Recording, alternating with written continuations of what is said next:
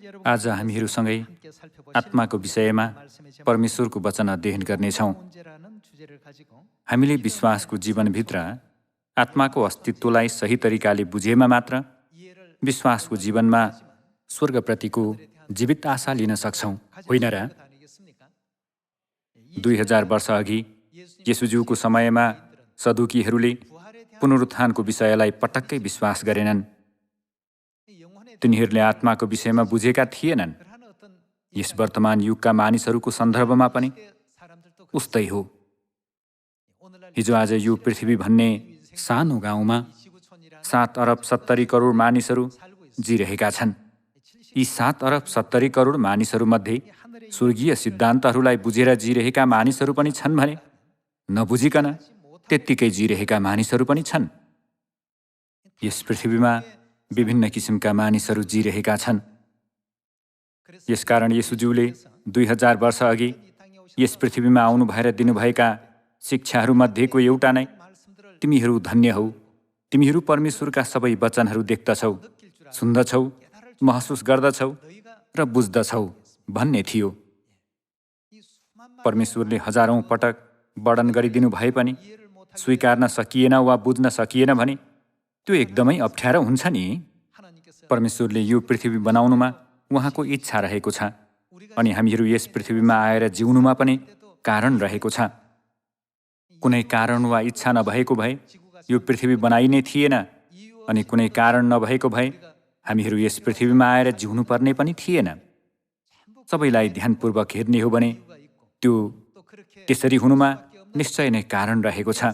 यस पृथ्वीको हाम्रो शारीरिक जीवन चाहिँ आत्मिक संसारका कुराहरूको विस्तार रूप होइन र? अनि हामीले स्वर्गमा गरेका सबै पाप र अपराधहरू पितामाताको बलिदानद्वारा पूर्ण रूपमा क्षमा पाएर भविष्यमा हाम्रो अनन्तको गृहनगर स्वर्ग फर्केर जान सकिने महिमित मार्ग हाम्रो निम्ति खोलिने छ नि, होइन र? येशूज्यूले 2000 वर्ष अघि यस पृथ्वीमा आउनु भएर यस्ता सबै आत्मिक विषयहरू वर्णन गरिदिनु भए तापनि फरिसीहरू, सदुकीहरू अनि यहुदी धर्ममा आबद्ध रहेका धेरै मानिसहरूले ती विषयहरूलाई पटक्कै बुझ्न सकेनन्। तिनीहरूले येशूज्यूको वातावरणलाई भौतिक नजरले मात्र हेरेकाले येशूज्यू बाइबलमा अगमवाणी गरिनुभएका परमेश्वर, आकाशमण्डल, पृथ्वी र यावत थोकहरू सृष्टि गर्नुभएका परमेश्वर जस्तो पटक्कै देखिनु भएन। यसकारण तिनीहरूले कहिलेकहीँ येशूज्यूलाई ढुङ्गाले हान्न समेत खोजेका थिए अनि येशूज्यूले दिनुभएका सबै वचनहरूप्रति तिनीहरूले आपत्ति जनाएका थिए। यो कुराप्रति येशूज्यूले यसो भन्नुभयो, परमेश्वरको सबै जीवनका वचनहरू तिनीहरूले हेर्न त हेर्छन् तर देख्दैनन्, सुन्न त सुन्छन् तर सुनेर बुझ्दैनन्, हृदयदेखि महसुस गर्दैनन्। तर तिमीहरूका आँखा धन्य हुन् किनकि तिनले देख्दछन्, तिमीहरूका कान धन्य हुन् किनकि तिनले सुन्छन् र हृदयदेखि महसुस गर्छन्। परमेश्वरको इच्छालाई सही तरिकाले बुझेर विश्वासको जीवन जिरहेका परमेश्वरका सन्तानहरूलाई दिनुभएको आशिषका वचनहरू 2000 वर्ष अघि नयाँ करारमा सबै अभिलेख गरिएको छ नि। यसकारण आज यहाँहरू र म परमेश्वरले बाइबल मार्फत आफ्ना सन्तानहरूलाई सिकाउनु भएको आत्माको विषयमा एकसाथ अध्ययन गर्ने समय लियौँ। आत्मा के देख्न सकिन्छ त? आत्मा देख्ने कोही मानिस भएको भए उक्त मानिसको हरेक रात एकदमै डरमा बित्ने थियो जस्तो लाग्छ। सामान्यतया आत्मा चाहिँ आँखामा देखिँदैन। आत्मा नदेखिने भएकोले धेरै मानिसहरूलाई आत्माको अस्तित्व छ भने तापनि बुझ्दैनन्। महसुस नहुने भएकोले हो नि। मानिसहरू खाना खाँदै शरीरमा धेरै ऊर्जा सञ्चय गर्ने भएकोले चलहल गर्दै परिश्रम साथ काम गर्न सकिएको हो भन्ने गर्छन्। तर आत्मा भएन भने जतिसुकै धेरै खानेकुराहरू खाए पनि शरीरले काम गर्न सक्छ त? चलहल गर्न सक्छ त? चलहल गर्न सक्दैन। सोच्न सक्छ त? सोच्न पनि सक्दैन। देख्न सक्छ त? देख्न पनि सक्दैन। चेतनाहीन प्राणी हुन पुग्छ। हामीलाई महसुस गर्न, देख्न र बुझ्न सक्ने गराउने अस्तित्व नै आत्मा हो। यहाँहरूमा देख्न, सुन्न र महसुस गर्न सक्ने क्षमता छ नि। सन् 1960 र सन् 1970तिर धेरै कोरियाली सेनाहरूलाई अर्कै देशहरूमा खटाइन्थ्यो अनि धेरै मानिसहरू कामको लागि विदेश जाने गर्थे। ती दिनहरूमा कोरियाको अर्थतन्त्र एकदमै खराब भएकोले मानिसहरू पैसा कमाउनको लागि मध्यपूर्वतिर जाने गर्थे। कोरियामा भन्दा त्यहाँ धेरै कमाई हुने भएकोले उनीहरूलाई आफ्ना परिवारहरू धान्न धेरै सहयोग पुग्ने गर्थ्यो। एकजना बुबा मध्यपूर्वतिर गएका थिए। मध्यपूर्व विशेष गरी साउदी अरबतिर धेरै निर्माण कार्यहरू हुने गर्थ्यो। त्यहाँ गएर तिनले परिवारलाई चिठी लेखेछन्। अहिले यहाँको तापक्रम 50 डिग्री सेल्सियस छ। कारको हुडमा अन्डा फुटाएर हाल्यो भने फ्राई हुन्छ। तिनको परिवारलाई यो कुरा पटक्कै विश्वास लागेनछ। किन होला? त्यो एकपटक पनि नदेखेकोले हो नि। 50 डिग्री सेल्सियसको तापक्रम कहिल्यै अनुभव नगरेकोले हो। अहिले हाम्रो देशमा पनि मौसम परिवर्तनका कारण तापक्रम लगभग 40 डिग्री सेल्सियससम्म पुगेको हामीले अनुभव गरेका छौँ नि। हामीले अहिले आएर अनुभव गरेकाले तापक्रम त्योभन्दा उच्च हुन सक्छ भनेर विश्वास गर्न सके पनि सन् 1960 र 1970को समयतिर त्यो अनुभव गर्न निकै गाह्रो पर्ने कुरा थियो। तर मध्यपूर्वतिर भने त्यो एकदमै सामान्य कुरा हो। अनि तिनले चिठीमा यहाँ त मानिसहरूले कार त्यत्तिकै बाटोमा फाल्ने गर्छन् भनेर लेखेछन्। मानिसहरूले गाडीहरू त्यत्तिकै फाल्छन् भनेर त्यो समयमा पटक्कै विश्वास गर्न सकिँदैन थियो। अनि गाडी फाल्नको लागि पनि मानिसहरूले पैसा तिर्छन् भनेको सुन्दा त झन् त्यो समझ शक्तिभन्दा निकै टाढाको कुरा हुन्थ्यो। तर अहिले आएर हेर्ने हो भने कस्तो छ त? कुनै बेला कारहरू त्यत्तिकै फाल्ने मानिसहरूको विषयमा हामीले प्राय समाचारमा मात्र सुन्ने गर्थ्यौँ नि। त्यो समयमा हाम्रो देशमा जति थोत्रो र पुरानो गाडी भए पनि मर्मत गरेर प्रयोग गर्ने गरिन्थ्यो। गाडी भएको घर भेट्टाउन गाह्रो थियो। तर अहिले त कारहरू जीवनको आवश्यकता नै बनेको छ। तथ्याङ्क अनुसार कोरियामा 2 करोड वा 2 करोड 50 लाख कारहरू छन्। एउटा घरमा एउटा वा दुईटा कारहरू हुने गर्छ। तर सन् 1960 वा 1970तिर कोरियाको अर्थतन्त्र यति खराब थियो कि मानिसहरूसँग कार किन्ने हैसियत हुँदैन थियो। यसकारण कुनै देशमा कारहरू त्यत्तिकै फालिन्छ भन्दाखेरि विश्वास गर्न एकदमै गाह्रो पर्थ्यो। अनि कारको हुडमा अन्डा फुटाएर हाल्यो भने फ्राई हुन्छ भन्दाखेरि पटक्कै विश्वास गर्न सकिँदैन थियो। किन त? त्यो पहिला कहिल्यै अनुभव नगरेको, कहिल्यै नदेखेकोले थियो। धेरै मानिसहरू आत्माको सन्दर्भमा पनि उस्तै किसिमको सोचाइ लिने गर्छन्। उनीहरू मैले आत्मा नदेखेको छु, न त महसुस नै गरेको छु, आत्मा अस्तित्वमा छ र भनेर सोच्ने गर्छन्। हाम्रो आत्माको संसार र आत्माको अस्तित्वको प्रसङ्गमा आत्मिक संसारबाट यस भौतिक संसारमा आउनुभएका परमेश्वरले आत्मिक संसार यस्तो छ भनेर सबै जानकारी दिनुभएको छ। त्यसको साथै उहाँले बाइबलको 66 भागका चिठीहरू मार्फत सबै मानव जातिलाई आत्मिक संसार र स्वर्गीय संसारको विषयमा वर्णन गरिदिनु भएको छ नि। हामीले त्यो संसारलाई कहिल्यै अनुभव नगरेको भए पनि त्यो संसार निश्चय नै अस्तित्वमा छ। विश्वास गर्नुपर्छ। यो कुरालाई विश्वास गरेर परमेश्वरको मार्ग निर्देशनलाई पछ्याउँदै त्यो संसारमा जान सक्ने जीवनका सबै सन्तानहरू हुनुपर्छ नि। आज उत्पत्ति अध्याय 2मा एकपटक पल्टाएर परमेश्वरले मानिसलाई बनाउनु भएर उनीहरूमा आत्मा राखिदिनु भएको विषय सँगै अध्ययन गरौँ। उत्पत्ति 2को 7मा हेर्ने हो भने तब परमप्रभु परमेश्वरले भूमिको माटोबाट मानिस बनाउनु भयो र तिनको नाकमा जीवनको सास फुकिदिनु भयो र मानिस जीवित प्राणी भए भनिएको छ। परमेश्वरले मानिसको शरीर भूमिको माटोबाट बनाउनु भयो अनि तिनको नाकमा जीवनको सास फुकिदिनु भयो। यो जीवनको सासलाई बाइबलमा आत्मा भनेर जानकारी दिइएको छ। मानिसको मृत्युपछि भूमिको माटो अर्थात् शरीर अनि परमेश्वरले फुकिदिनु भएको जीवनको सास अर्थात् आत्मा, यी दुई एक अर्काबाट अलग हुने कुरालाई नै मृत्यु भनेर अभिव्यक्त गरिएको छ नि। यो कुरालाई बाइबलमा परमेश्वरले दिनुभएको शिक्षाद्वारा एकपटक निश्चित गरौँ। उपदेशक 12:7 उल्लेखित वचन हेरौँ। जमिनबाट आएको धुलो जमिनमै फर्कन अघि।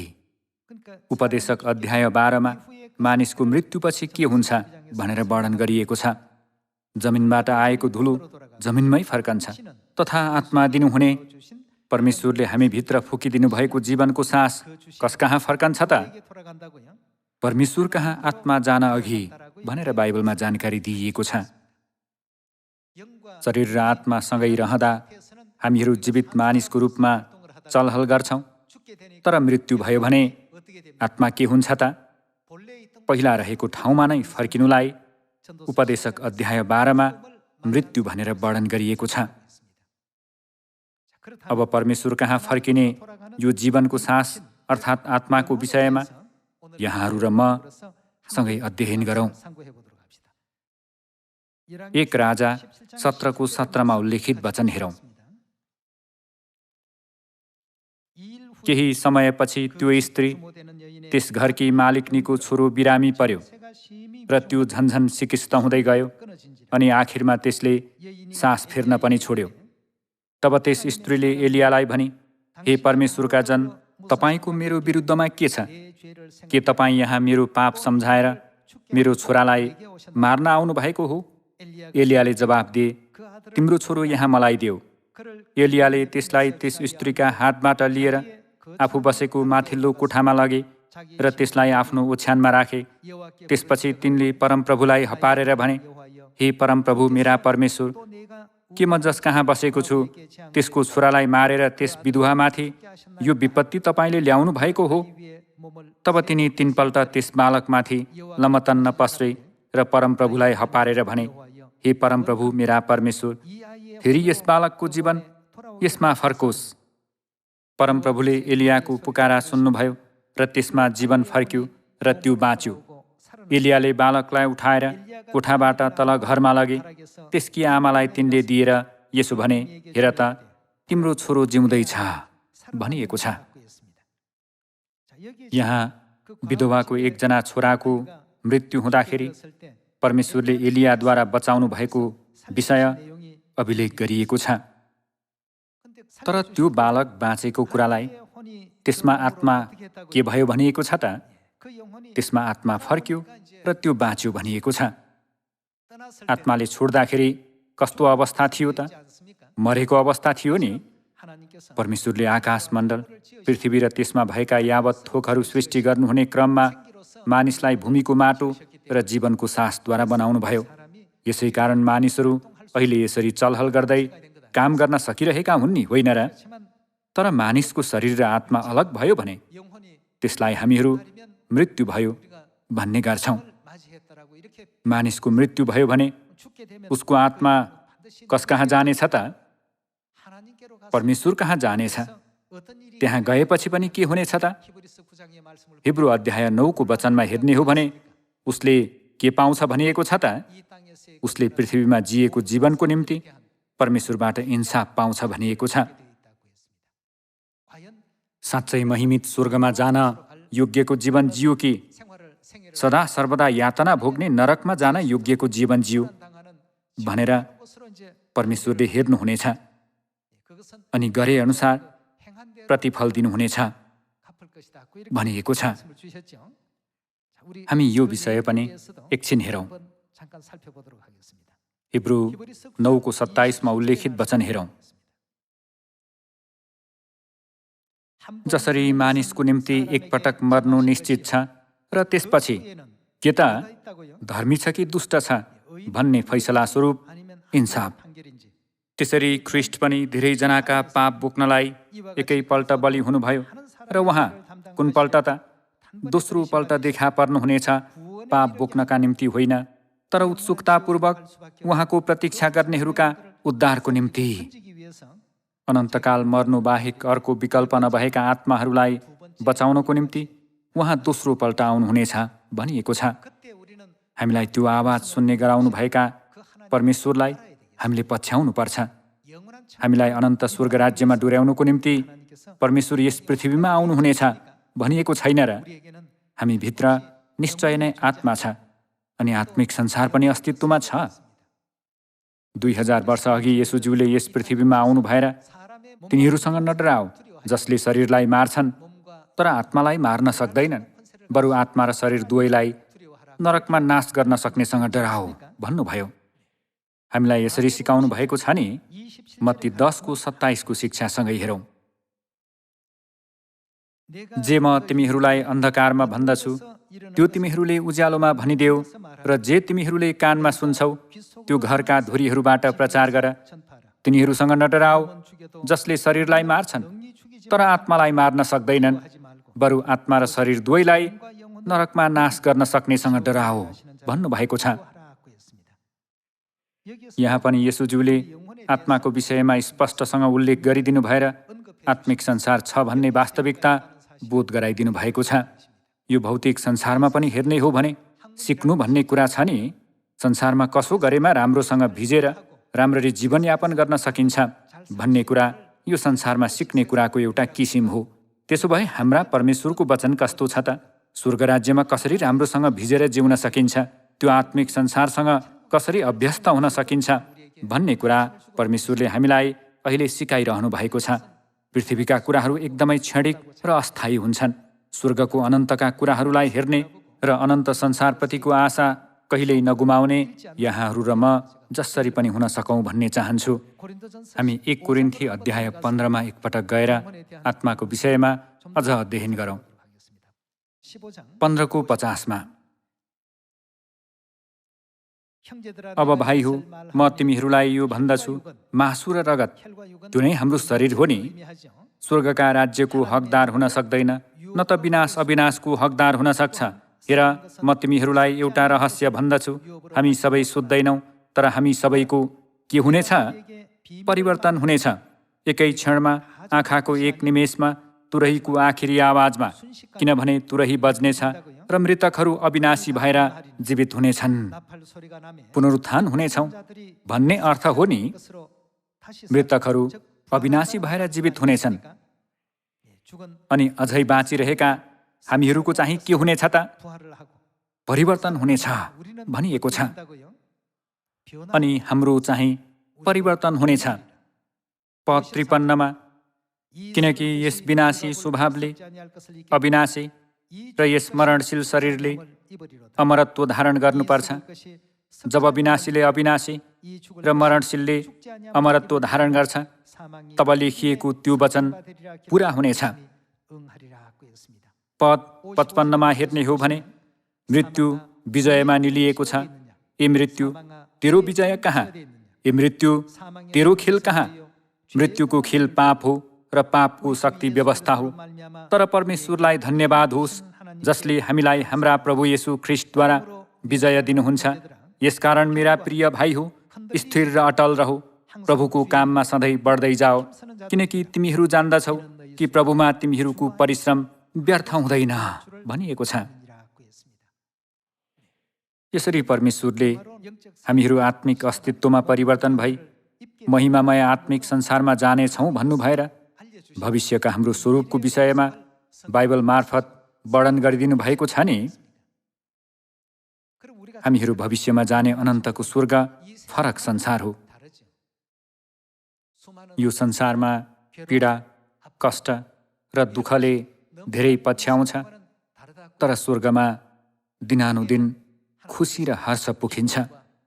दिनानुदिन नयाँ कुराहरूको सृष्टि हुन्छ। परमेश्वरले यस्तो संसार जीवनका सबै सन्तानहरूलाई दिनुहुनेछ। यो तेस्रो आयामिक संसारमा यस्तो संसार साँच्चै छ र भनेर सोच्ने गरिन्छ। फेरि भन्ने हो भने मानिसहरू आफूले पहिला एकपटक पनि अनुभव नगरेका कुराहरूलाई प्राय विश्वास गर्दैनन्। उनीहरू आफूले अनुभव गरेका आफ्नो दायराभित्रका विषयहरूलाई राम्ररी विश्वास गर्छन्, तर आफूले अनुभव नगरेका आफ्नो दायराभित्र नरहेका कुराहरूलाई चाहिँ विश्वास गर्दैनन्। तर त्यस्तो संसार अस्तित्वमा छ कि छैन त? निश्चय नै अस्तित्वमा छ। कुनै समयमा एकजना व्यक्तिले मलाई यसो भन्नुभएको थियो, आत्मा आँखामा देखियो भने, स्वर्ग आँखामा देखियो भने विश्वास गर्छु, तर नदेखिने कुरालाई कसरी विश्वास गर्न सकिन्छ र? तब मैले उहाँलाई यसरी सोधेको थिएँ, के तपाईँले यहाँबाट अहिले अमेरिका देख्न सक्नुहुन्छ? उहाँले देख्न सक्दिनँ भन्नुभयो। त्यो तपाईँले नदेख्नुहुने भएकोले त्यो छैन भन्ने कुरा हो नि। त्यो छ भनेर पनि तपाईँ विश्वास गर्न सक्नुहुन्न नि। दाजुभाइ तथा दिदीबहिनीहरू, आँखामा नदेखिए तापनि अमेरिका छ नि। त्यहाँ गएका मानिसहरूले अमेरिका यस्तो छ त्यस्तो छ भनेर धेरै कुरा गर्ने गर्छन् नि, होइन र? कुनै व्यक्तिले मैले 100 अमेरिकी डलरमा कार किन्नुहोस् भनेर लेखिएको देखेँ भन्यो भने अरूहरूले त्यस्तो देश कहाँ छ र भन्दै विश्वास गर्ने छैनन्। सन् 1960 र 1970तिर कोरियामा कार एकदमै महँगो थियो। अहिले पनि महँगो नै छ। तर त्यो समयमा कमजोर आर्थिक अवस्थाका कारण मानिसहरूले कार चलाउने कुराको कल्पना पनि गर्न सक्दैनथे। यसै कारण कारहरू फाल्ने गरिएको कुरालाई उनीहरू बुझ्न सक्दैनथे। तर अहिले कस्तो छ त? ठिक यी विषयहरू जस्तै आफूले अनुभव नगरेको, महसुस नगरेको संसार हो भन्दैमा त्यो अस्तित्वमा नै छैन भन्ने होइन। परमेश्वर त्यो संसारबाट आउनु भएकोले त्यो संसारको विषयमा उहाँले हामी मानव जातिलाई सबै वर्णन गरिदिनु भएको छ। हामीलाई आत्मिक संसारमा सही तरिकाले जान सक्ने गराउनको निम्ति परमेश्वरले यस पृथ्वीमा गरे अनुसारको प्रतिफल दिनुहुनेछ भन्नुभएको वचन प्रकाश अध्याय 22मा अभिलेख गरिएको छ। उहाँले गरे अनुसार दिने प्रतिफल मसँग छ भन्नुभएको छ नि, होइन र? हामीहरू परमेश्वर खुसी हुनुहुने मार्गमा हिँड्नुपर्छ। यो पृथ्वीको जीवनलाई मात्र नसोचिकन भविष्यमा हामीहरू जाने अनन्त स्वर्गको जीवनको निम्ति जिउन सक्ने यहाँहरू र म जसरी पनि हुन सकौँ।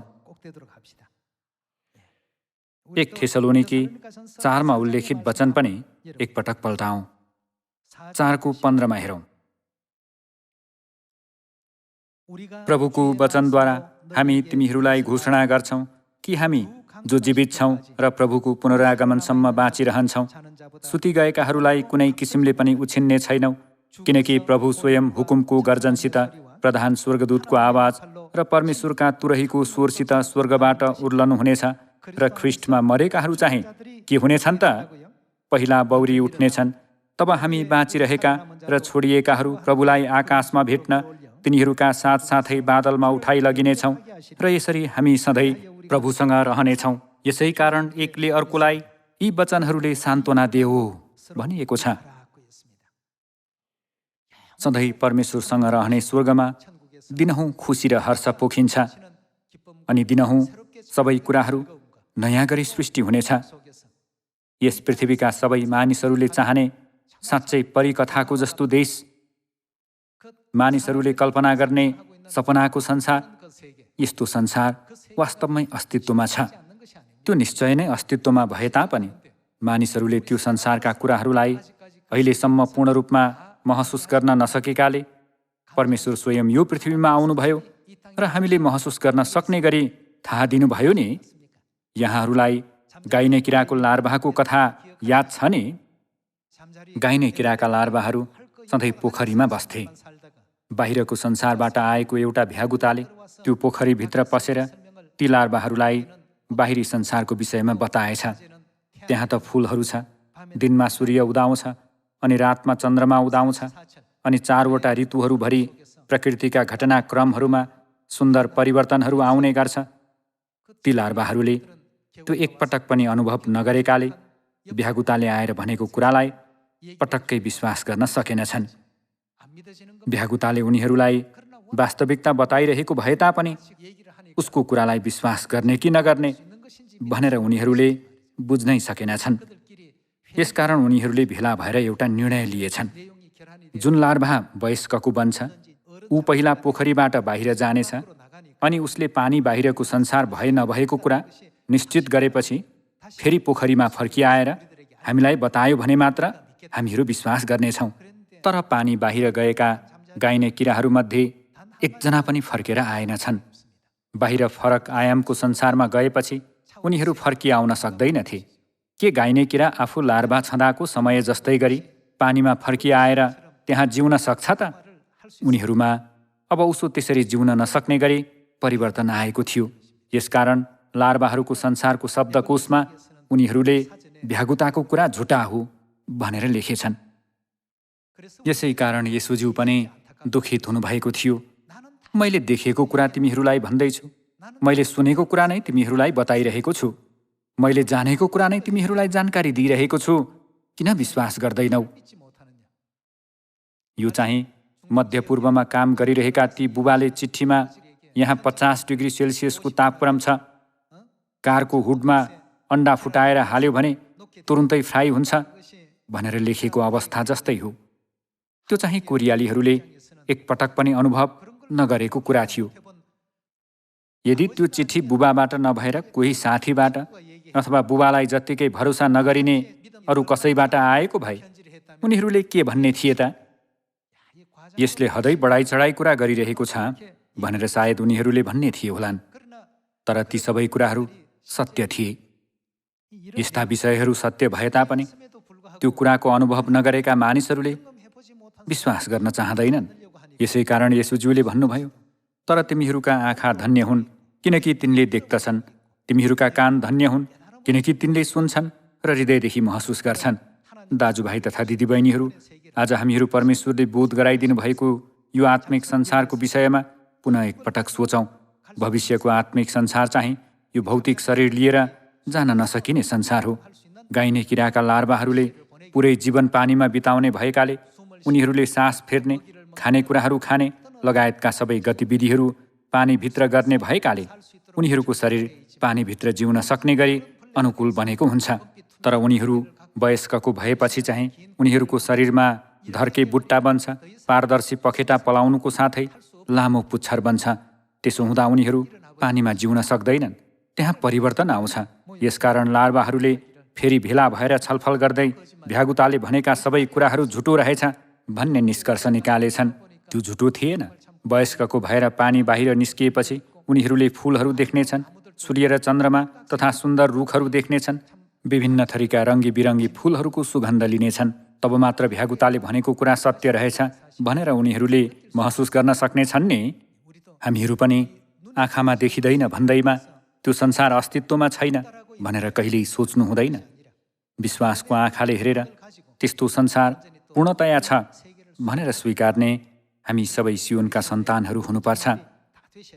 यसकारण 1 थेसलोनिके 4मा दिनुभएको वचन जस्तै आकाशमा भेट्न तिनीहरूका साथसाथै बादलमा उठाइ लगिनेछौँ र यसरी हामी सधैँ प्रभुसँग रहनेछौँ भनिएको छ।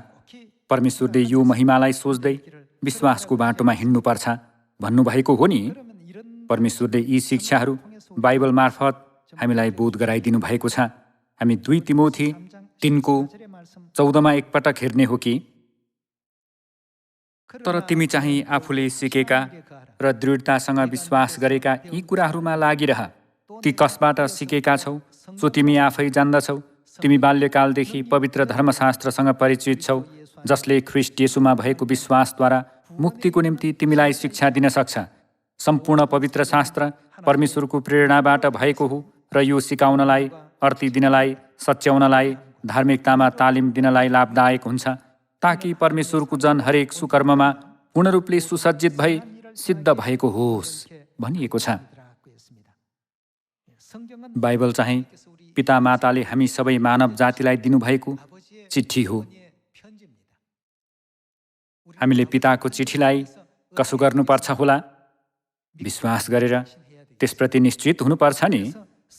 बाइबल कसले लेख्नु भएको हो त? परमेश्वर स्वयंले लेख्नु भएको हो। अगमवक्ताहरूले परमेश्वरको प्रेरणा पाएर लेखेका हुन् भनिएको छ। 2 पत्रुस 1:19मा उल्लेखित वचन सँगै हेरौँ। हामीसित भएका अगमवक्ताहरूको वचन अझ निश्चित भएको छ, जिस्मिसे उज्यालो नहोउन्जेल र तिमीहरूका हृदयमा बिहानको तारा नउदाउन्जेल अन्धकारमा बलिरहेको दियोलाई चाहिँ तिमीहरूले त्यस वचनलाई ध्यान दियौ भने असल गर्नेछौ। सर्वप्रथम तिमीहरूले यो बुझ्नु पर्दछ कि पवित्र धर्मशास्त्रको कुनै अगमबाडी व्यक्तिगत व्याख्याको विषय होइन, किनकि मानिसको इच्छाबाट कुनै अगमबाडी आएन, तर पवित्र आत्माबाट प्रेरणा पाएर मानिसहरूले कसको तर्फबाट त? परमेश्वरको तर्फबाट बोलेका हुन्। उनीहरूले परमेश्वरको तर्फबाट बोलेकाले, परमेश्वरबाट आएका विषयहरू लेखेकाले बाइबलका सबै वचनहरू कसको इच्छा हो त? परमेश्वरको इच्छा हो परमेश्वरले हामी मानव जातिलाई दिन चाहनु भएको प्रेम हो। पाप गरेर यस पृथ्वीमा धपाइएका हामी स्वर्गीय सन्तानहरू पश्चाताप गरेर फेरि पहिलाकै आत्मिक अवस्थामा फर्किउन् भन्ने परमेश्वर चाहनुहुन्छ। हामी सियोनका सबै सन्तानहरू फेरि एकपटक आत्मिक संसार सम्बन्धी शिक्षालाई मनमा खोपौँ। आँखाले नदेखेको, कानले नसुनेको र मानिसले मनमा नसोचेको महिमित संसार परमेश्वरले तयार पार्नु भएको छ भनेर लेखिएको छ नि, होइन र? स्वर्गमा भएका कुराहरूलाई यस पृथ्वीका उत्तम कुराहरूसँग पनि तुलना गर्न सकिँदैन।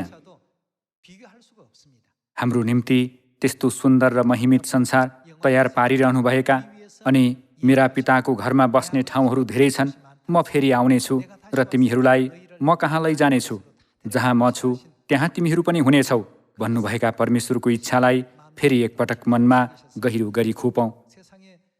आत्मा छैन भन्ने संसारका मानिसहरूको जस्तै सोचाइ हामीले कदापि लिनु हुँदैन। परमेश्वरले हेर्नुहुने तरिकाद्वारा हेर्नको निम्ति हामीले पनि प्रयत्न गर्नुपर्छ। यसो गरेमा परमेश्वर रहनुहुने आत्मिक संसारमा यहाँहरू र म जान सक्नेछौँ। लामो समय अघि भजन सङ्ग्रहका लेखक सोलोमनले हितोपदेश 8:30 म दिनहुँ हर्षले विभोर हुन्थेँ भनेर लेखेका छन्। प्रकाश अध्याय 21 लेखिए जस्तै फेरि मृत्यु नै नहुने, शोक र पीडा पनि नहुने, दिनहुँ खुसी मात्र पोखिने, अनन्तको स्वर्गमा अनन्त जीवन र आशिष उपभोग गर्ने साँचो सन्तान हामीहरू हुन सकौँ। त्यसो गर्न सक्ने परमेश्वरका छोराछोरीहरू हुन सकौँ भन्दै आजको प्रवचन समाप्त गर्दछु। धन्यवाद।